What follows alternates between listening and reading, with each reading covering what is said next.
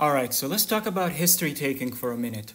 Now, this video isn't the first time that I'm discussing about history taking in medicine. I have a video on YouTube that basically talks about the basics of history taking among adults in medicine. And to be more specific, it is a doctor-centered approach in taking history from an adult patient, especially in regards to medicine, so internal medicine per se, or really any other specialty.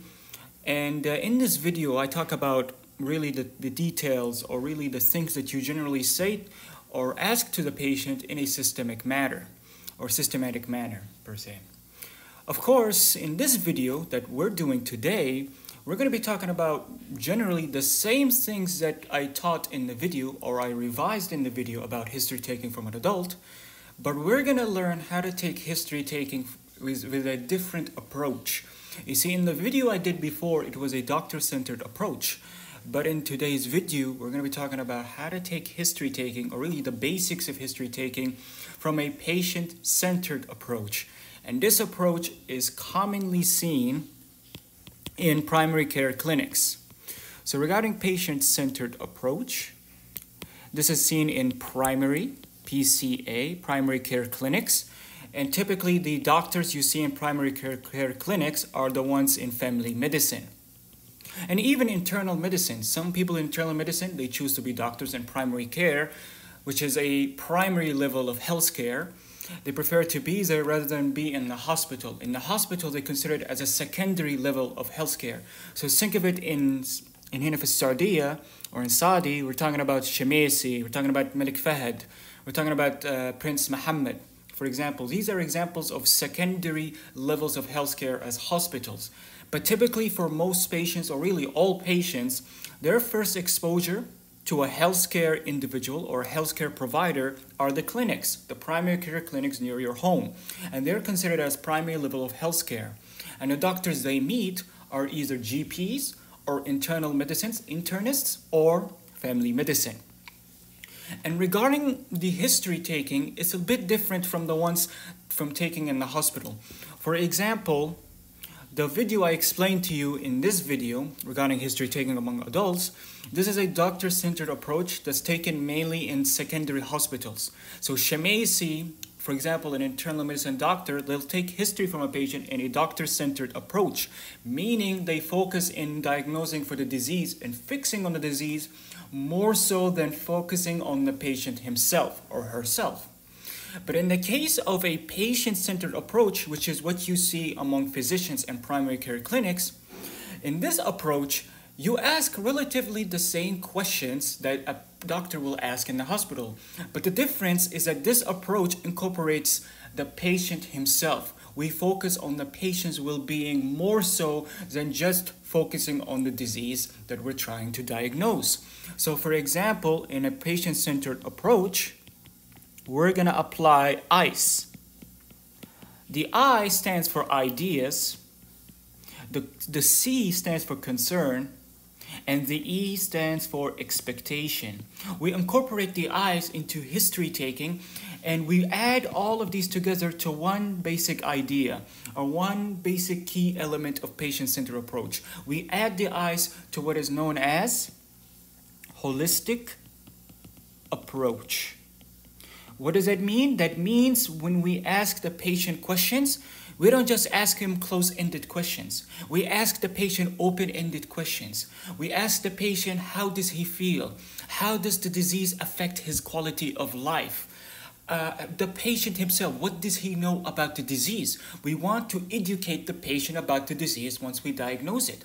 And we don't just ask him about his health, we ask him about his lifestyle in general. So this is what holistic approach is. We ask about the patient. All right? So this is what patient-centered approach is. It is an approach in regards to history taken among GPs or family medicine physicians in primary care clinics, in which we don't focus on just diagnosing the disease and treating it. We focus more so on the patients themselves by implementing ICE, ideas, concerns, and expectations, and overall implementing a holistic approach where we ask about the patient. open-ended questions. We ask about the patient's health. We ask about his life. We ask about how he's doing. We ask the patient, what does he know about the disease? So we can educate the patient. And we educate him about lifestyle modifications, things that he could be doing, tests that he could be screening for. For example, patients that are 50 and above should be screened for colorectal cancer every year. So that's one thing we have an opportunity to tell the patient.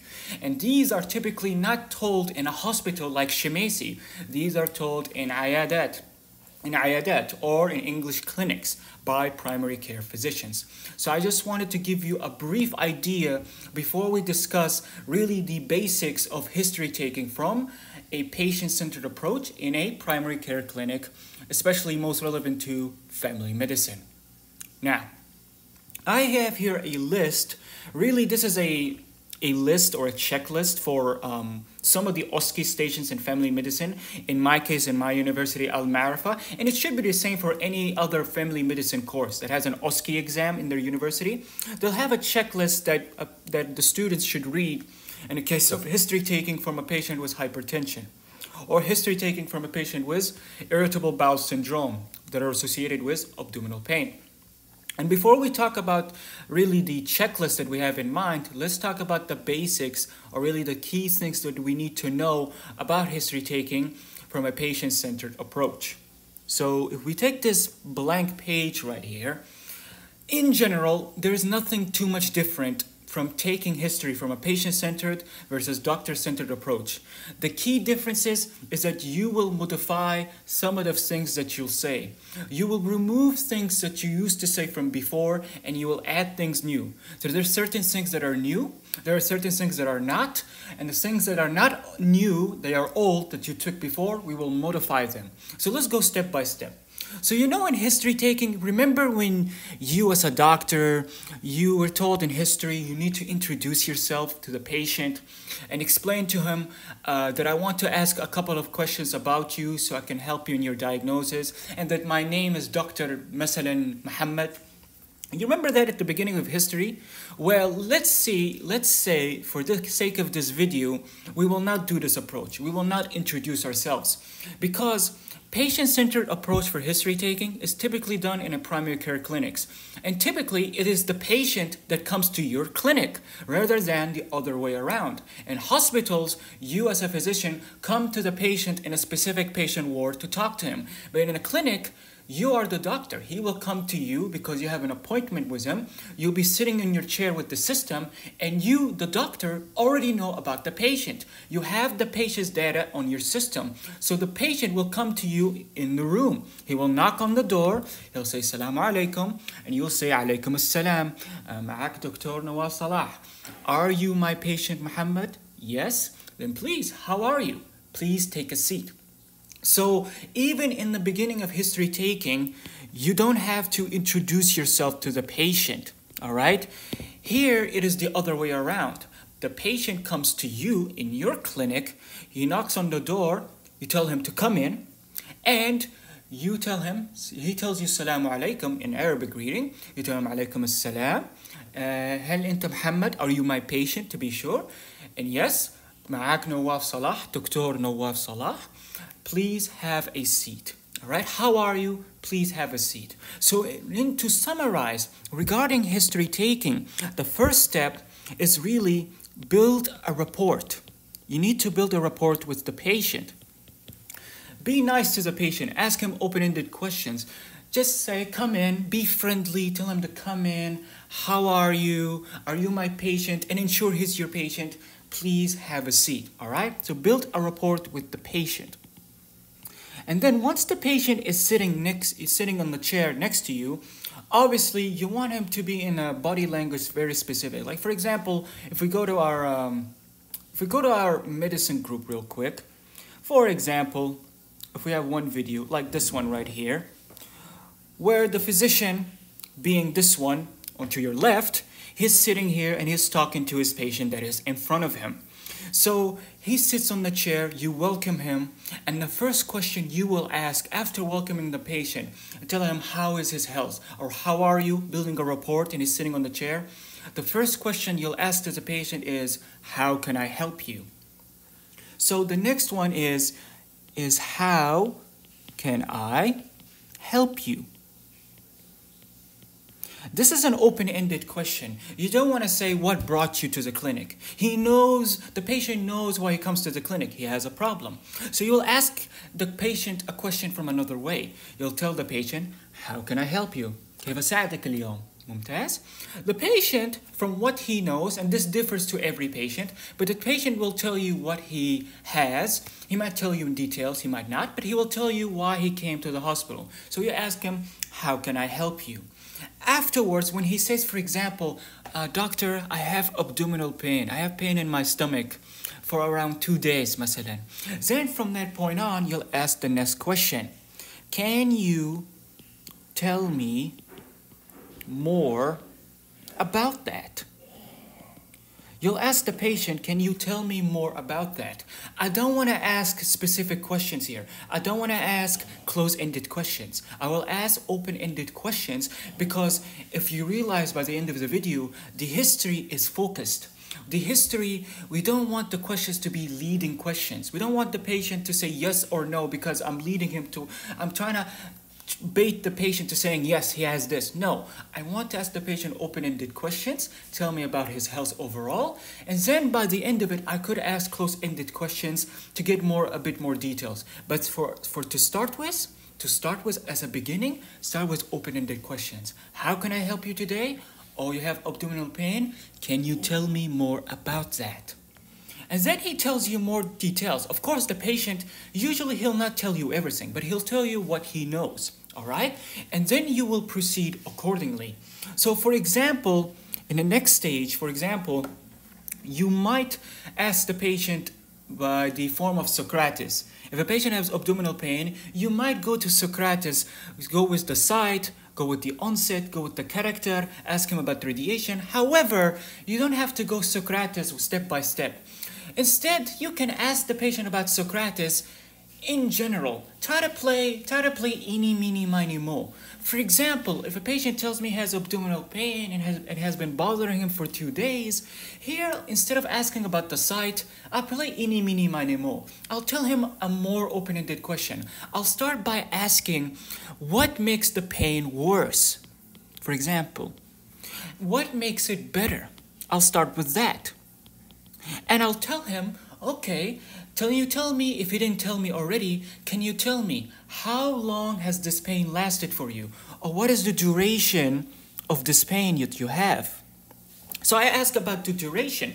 I don't go step by step with Socrates. I go in general. I play eeny, miny, miny, mo. I go with tell him about the exacerbating factors, I ask about the relieving factors, and then I talk to him like a human being. I tell him, okay, how long have you had this issue for? If he tells me, for example, for 2 weeks, I'll tell him, oh, okay, have you went to any doctor before this? Have you tried anything before coming to the hospital? That way I connect all the questions. And then I ask him, for example, have you tried any medications before you came to my clinic? So I ask him, before you came here, have you tried any medications, for example, or anything of the sort? And then I can proceed with the site, like, okay, you've had this abdominal pain for like 2 weeks or like for 3 months. Then can you tell me where exactly do you feel it? He tells me, for example, he feels it epigastric region. He points with his fingers, it's in the epigastric region. And then from that point on, I can ask him about, do you feel pain anywhere else? Which is the radiation, for example. And then I ask him about associated symptoms. I ask him, okay, besides the pain, do you have any other symptoms that you're complaining of? Typically, the patient, he might tell you, yes, I have this. Or the patient may tell you no. If he tells you no, you want to be sure a little bit more. You ask him in general, oh, you don't have anything, but just to be sure, you don't have anything like nausea, vomiting, or anything of the sort, any changes in your bowel habits. So in general, you don't want to go into more details here, which is the analysis of the symptoms. You just want to ask him open-ended questions regarding analysis of the symptom. If he tells you no, you can start to be a little bit more specific. But the point is, you don't want to ask him close-ended questions immediately. You don't want to go with leading questions. You want to go in general. You have abdominal pain? Okay. Have you tried anything that makes it better? Or have you tried anything that makes it worse? Oh, there's nothing that relieves it? For how long have you had it? Oh, salamat. Have you tried any medications before coming? Oh, and can you tell me where exactly you feel this pain? Or you feel it in your umbilicus? Does it radiate anywhere else? Or no? He tells you no. And then you tell him, oh, do you have any associated symptoms? If he tells you no, you can ask him, oh, just to be sure, no nausea or vomiting. He tells you no, or yes, accordingly, then okay. Of course, I don't go into Socrates, for example. I don't ask him about the onset, for example. I don't necessarily have to ask him about character, not necessarily. The point is, I don't want to go through Socrates step by step. When I ask about abdominal pain, or I want more details about abdominal pain, let me ask it in an open-ended manner. I want the patient to talk more than I'm talking. I want him to tell me the story, rather than I'm asking him to tell me what to say. That's pretty much it. All right, and this is according to the case, taban. And then from that point on, all right, once you go with the supposed analysis of the symptoms, then from that point on, you'll ask the patient something about the eyes. You remember about the eyes? Here you can ask about the patient concerns. So regarding concerns, it's very simple. You see, this patient, he came to you with abdominal pain. You want to ask about this patient, what about this abdominal pain? Is there something that makes you afraid? Is there something that concerns you with the abdominal pain? For example, he might be afraid he has colon cancer. If a patient comes to you, he has abdominal pain, and he's afraid if he has colon cancer, you will not ask him the next question about surgical history or anything. No. If a patient is concerned about colorectal cancer, then you will tell the patient, I will ask you a couple of questions to exclude colorectal cancer, to ease your mind. So that is what concern is. If he's concerned about colorectal cancer, then you must exclude the red flags. And what are the red flags accordingly? If a patient tells you he thinks he's afraid he has colon cancer, then you'll tell him, okay, I would like to ask you a couple of questions to, let's say, exclude colon cancer, and inshallah, you won't have it. So you'll ask him about weight loss. You'll ask him about any blood on your stool, for example. You'll ask him, for example, if he has family history of colon cancer. These are the red flags of colon cancer that you must exclude immediately if the patient tells you he's afraid of something. For example, if a patient with lower back pain tells you he's afraid of disc prolapse, you will immediately ask the patient the red flags of disc prolapse. Do you have sciatica pain? Does the pain radiate towards your legs? Do you have headache, for example? So that is very important to ask about the concerns. Once you get details about his current symptom, you can ask about the eyes, specifically the concerns. All right? So that's something also to keep in mind as well regarding the concerns. And then from that point on, the next step that you can ask this patient is you ask this patient in general, does he have any symptoms of complications? When we say complications, I mean, for example, in the case of abdominal pain, you want to ask the patient, have you noticed any blood on your stool, for example? Or have you vomited blood, which is known as hematemesis? You want to ask the patient any blood, or have you vomited blood before? You want to ask the patient, does he have difficulty in swallowing?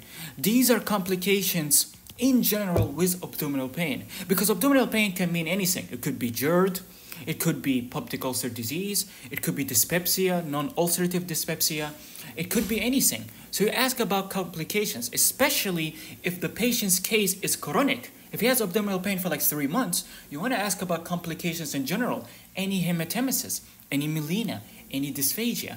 And don't ask about everything, just ask 2 or 3 questions in general. You want to exclude any complications. And you want to ask the patient, like we said, did this patient ever go to the hospital before? If you didn't ask it before, you have to ask it now. Has he done any screening? For example, if a patient is like 50 years old, has he done any screening for colon cancer? For example, has he went to any doctor for investigations for his case? So you want to ask this patient about symptoms such as these, all right? So these are very important cases that you have to ask the patient. And one last thing you want to ask, besides previous hospitalization, previous visits to the clinic, you want to ask the patient about risk factors. So risk factors according to the cause. For example, if this patient is afraid he has hypertension, you ask him about the risk factors of hypertension. If a patient has symptoms of diabetes, you have to ask him about the risk factors of diabetes. Besides the age or the gender, you ask the patient, for example, about diet. Here you can ask the patient about his diet. In the case of most likely diabetic patient, you ask him about the diet. You ask about him about smoking. You ask the patient about family history. You have to ask risk factors, especially if it's a chronic case. And that's important. Risk factors for hypertension, if it's a hypertensive case, risk factors of diabetes, if it's a diabetic case, risk factors of bowel cancer, risk factors of peptic ulcer disease. All of these are very important that you ask as well. So to summarize, you start with building a rapport with the patient. So far, this is a summary of so far. You build a rapport with the patient as a beginning. Then you tell them, how can I help you today? Tell me more about that. All right? And then do analysis of the symptoms, but do it from a patient-centered approach. If it's a case of a pain, don't go so Socrates step by step. Tara play ini mini mani mo. Ask him open-ended questions that you can ask from Socrates. Like for example, in case of severity of the pain, don't tell the patient, oh, from 1 to 10, how severe is the pain. You can ask the patient instead, how has the pain affected your life, your work, your life overall? Get an idea from the patient's words. So we ask analysis as open-ended as possible. All right? As open-ended as possible. And then you ask about the ice, and more specifically, we ask about the concerns. If he has concerns that he has colon cancer, for example, you ask about the red flags. All right? And then besides the red flags, you ask about possible complications. When we say complications, meaning the symptoms. In case of abdominal pain, you want to ask about, has he vomited blood before? Or in the case of hypertension, you ask him, did he have blurry vision? Is his urine reddish in color? Does he have severe headache, for example? So you ask about complications. You ask about risk factors, okay? You ask about screening. Has he went to the hospital before coming? Has he done any investigations before for his case? Hypertension, diabetes, according to the case, all right? And then from that point on, the rest are really from your history. So if you didn't ask about medication, ask about medication. If you didn't ask about surgery, if it's relevant, for example, if he has abdominal pain, you ask about surgery. Did this patient do any surgery from before? And don't take too many details. For example, if he did surgery, you tell him what it was and for what purpose, for example. And then you can ask about, for example, you can ask about social history. And regarding social history, you don't have to ask the patient about alcohol. Not immediately. No need to go and ask about the patient about alcohol. No need to ask about the patient traveling history. No need to ask the patient about sexual activity unless it is necessary for diagnosis. For example, if a patient is a smoker, or let's say if a patient has abdominal pain, you can ask him about smoking. You tell him about smoking and don't do it in a condensing tone. Or try not to be passive aggressive. Just ask him about smoking because it can help you in your diagnosis. If a patient is afraid about hypertension, you have to ask him about smoking as part of social history because it will help you in your diagnosis. So smoking is important according to your case if it helps you in your diagnosis. Sexual activity is something you don't ask unless it's important for your diagnosis. Let's say an HIV patient you suspect, or an STD case that you suspect. For example, traveling history too. Important if you suspect STD or something else. Or let's say, for example, in a case for, let's say, for example, besides smoking, besides alcohol, besides sexual activity, what about occupation? Occupation is very important because occupation can be considered as a risk factor, right? Especially in hypertension. So you have to ask about occupation if it's relevant. If he suspects he's hypertensive, if he suspects he has am I? You ask him about stress, and stress can be important according to the occupation, if he's a school teacher. So when you look at the previous video about social history, you don't ask him about everything about his life. You can ask an open-ended question. How is life overall? How is your job overall? Regarding your diagnosis, just to help in your diagnosis, how often do you smoke, or are you a smoker? You ask him things that help in your diagnosis, but don't ask him about smoking, alcohol, traveling, sexual activities one by one immediately. No. Don't ask all these questions unless they help you in your diagnosis. And if they do, let these questions be asked in an open-ended manner, okay? And then from that point on, if you didn't ask about family history, ask about family history, who has similar symptoms. By the end of your history, you can end it with systematic review, right? You can end it with systematic review. And in the case of systematic review, don't waste your time in it. Just ask open-ended questions. Again, how's your vision overall? How is your urine? How is your stomach? How is your ability to breathe? Don't ask questions about every system. Just ask in general. If a patient, for example, has abdominal pain and you suspect irritable bowel syndrome, you just ask him how's his urination in general, or how is his vision, or has he noticed any abnormality in his skin. That's it. That's all you need to do. That's all you need to say. Don't ask about every system. Just ask one or two or three systems in general, open-ended questions, and that's it for systematic review. And then when we finish the history, after systematic review, just one more question you have to ask, and it's very important, especially in family medicine. You have to ask it regardless of the age. You need to end your history asking about depression, all right? In regards to depression, you ask just two simple questions as part of screening. It is universal. You ask the patient regarding his mood, and then you ask the patient about his hobbies. So in general, regarding the mood, you ask the patient and you connect it with his symptoms. You ask the patient, okay, with your abdominal pain, how is your overall mood over the past months? Have you noticed your mood being low lately? He tells you no, good, alhamdulillah. And then you ask him about his hobbies. Have you noticed your interest in your hobbies being lower than usual, or your interests have been decreasing with the hobbies that you do? He tells you no, alhamdulillah. You can exclude depression. These are very important. You have to end your history with depression. You have to ask just two simple questions. You start with the mood. You ask him about his mood with the symptom that he's complaining of, and then you ask about the hobbies. If a patient tells you yes to both of these questions, from then on, you ask about further questions related to symptoms of depression. Because if he might have symptoms of depression, you might refer this patient to a psychiatrist, or you ask for another session in the future, all right? So that's very important to end your history with. After depression, you do a summary to the patient. You tell this patient that, okay, you told me that you came to the clinic as a case of pain in your abdomen for 2 days, for example, and you had associated symptoms, you have family history, you were concerned with colorectal cancer, of course, and so forth. Of course, you don't go complete summary. Don't summarize the whole thing. Just summarize the key points. You summarize to the patient. You tell the patient, okay, you had this and this, you had a couple of that, and that's it. Don't waste your time more than 30 seconds. You just want to summarize the main key points that the patient told you during history taking. After you summarize, you tell the patient, okay, Muhammad, in that case, we will examine you. If you don't mind, I will like to examine you. I would like to examine you.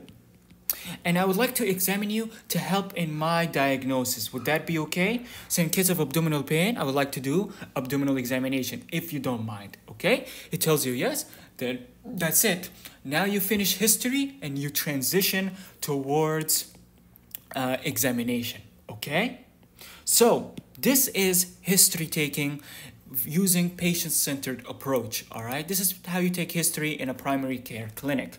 Of course, one question may come to mind. Nawaf, regarding ICE, why didn't we ask about the ideas and expectations? Well, regarding the ideas mean you ask the patient what does he think of? Regarding the ideas, it is better to ask the patient when you reach a diagnosis. For example, if you have reached a diagnosis, and let's say in a patient with abdominal pain, you are sure this patient has irritable bowel syndrome, before you tell the patient about diagnosis, you ask about the patient any ideas. All right, you ask him, do you have any ideas what you might have, what issue you might have had exactly? If he tells you, I might have, for example, colon cancer, you tell him no, alhamdulillah, you don't have colon cancer, and you proceed with the diagnosis. You tell him you have a case of irritable bowel syndrome, and then you educate the patient. You tell him, what does he know about irritable bowel syndrome?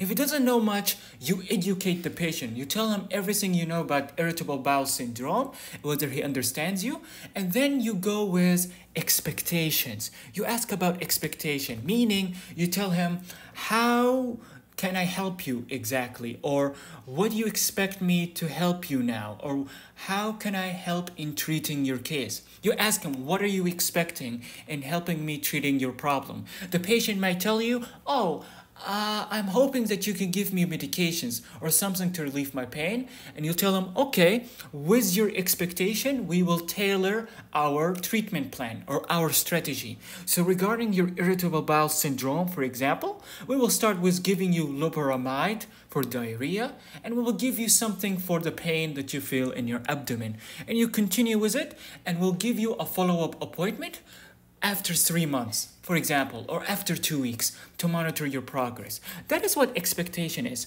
So back to our question, Nawaf, regarding ICE, you ask about concerns. Concern is something you ask during history taking. Ideas, this is something after history, after examination, after you reach your diagnosis. You ask the patient, what does he think that he might have had? And then you proceed with the diagnosis. And then you explain to him about the diagnosis, educate the patient. After you educate the patient, you ask about expectations. Khalas, you want to talk about management plan. So before you talk about the management strategy, you want to ask the patient, what are your expectations? How can I help you exactly? So that you know how to tailor your management plan to the patient. After he tells you what he thinks that you will help him with, you tell him about the management plan. Okay?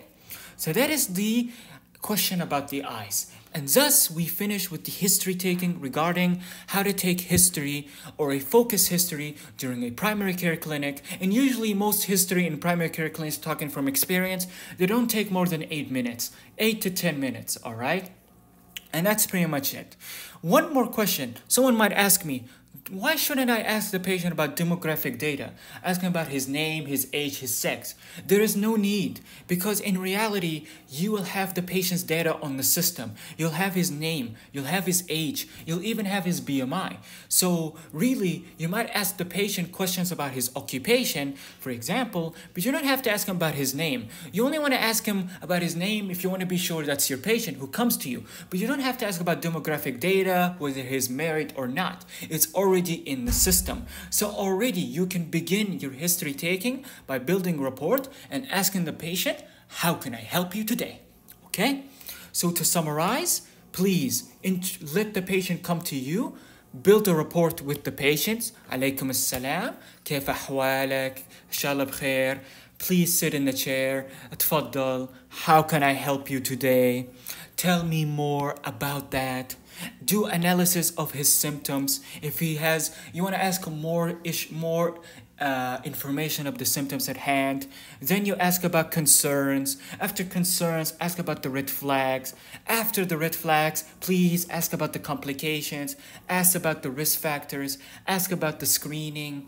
Ask about the remaining things. Medication, family history. You want to ask him about social history that is relevant. So smoking, if it's relevant. Occupation, if it's relevant. Sexual activity, if it is relevant. And please tell the patient these are sensitive questions that will help me in my diagnosis.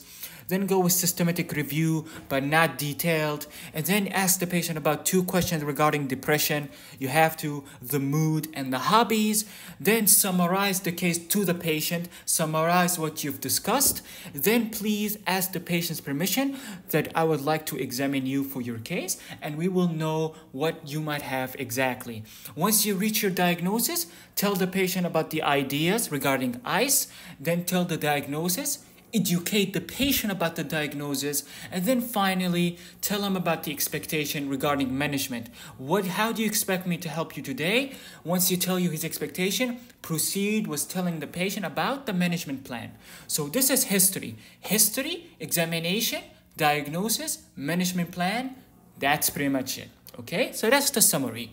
So if we look at a list that is seen, really a checklist of really what is to expect from an OSCE station, from a family medicine rotation in the university or in the hospital, this is what it looks like. So if we have something like abdominal pain, this is everything that we've mentioned so far. Please build rapport with the patient. Talk to the patient like a human being. Billah. Talk to the patient like a human being. Inquire about the symptoms, but don't go into too much details. Inquire about the complications, the risk factors, the red flags if he has concerns, the systemic symptoms, systematic review, past history. Like we said, like past medical history. Does he have chronic diseases? If it's relevant to your diagnosis. Surgical history, if it's relevant to your diagnosis. The ICE, and how does it affect his quality of life that we've mentioned. Share the diagnosis to the patient. Check his understanding. Emphasize on follow-up. Tell him that, okay, we'll do a follow-up with you after 2 weeks and we'll see how you're doing, okay? So this is a case of, for example, abdominal pain in case of irritable bowel syndrome, where patients come with abdominal pain, diarrhea, constipation for at least 6 months consecutive, all right? So this is what we've mentioned so far. And this is the case of hypertension. In case of hypertension, most patients are asymptomatic. He may come to you with a high reading of blood pressure. So this is where you ask the patient, okay, you ask him about symptoms of hypertension if he doesn't. Family history, stress, all of that. And look what we said about screening before, like blood pressure. Like, okay, you want to ask him, you may not have blood pressure. I will not tell him he doesn't have blood pressure if he has no red flags. But I'll tell the patient that we will confirm you might have blood pressure or not with 3 additional readings. So just logic. The questions you ask, open-ended manner. So like we said, establish rapport, inquire about screening. Did he do reading for blood pressure? Is this his first time or did he do it before? If he did it just one time, you tell the patient you may or you may not have hypertension. We will not exclude it and we'll see with additional readings.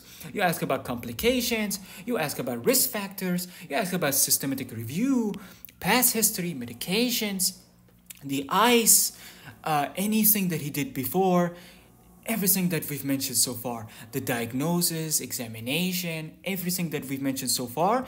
This is for a checklist for hypertension. If you read it, it's literally what we mentioned before.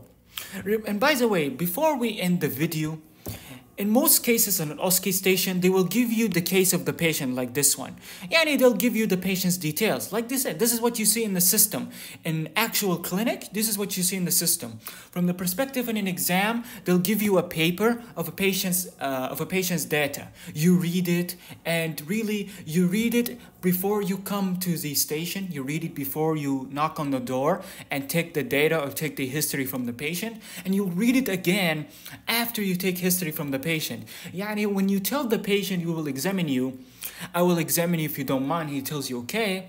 The examiner in your room, he might tell you, okay, you have a paper in front of you, please read it and interpret it. Tell the patient what are your findings on examination. For example, this is what we found in his examination. You tell him, okay, your diagnosis is diabetes mellitus, and you tell him about the diagnosis, the concerns, and whatnot. The most important thing the only thing I want to mention that's important in this area is that please please just keep in mind, in an OSCE station, read the patient's data. This is important before you meet the patient, and this will be important after you talk to the patient during history taking, because it will tell you the diagnosis. Once you know the diagnosis, you tell the patient the diagnosis and educate the patient about whatever diagnosis like diabetes, and you tell them the management plan, okay? That's pretty much it for the case of history taking regarding family medicine. Believe me, you can apply this to anything regarding hypertension, regarding abdominal pain. This is what came for me regarding my OSCE stages for family medicine. Anyone from any university will have surely OSCE stages regarding headache, regarding cardiovascular, regarding cranial nerves, if it has a headache or lower back pain, anything in general. So that's pretty much it for history taking, and I hope you benefited from it.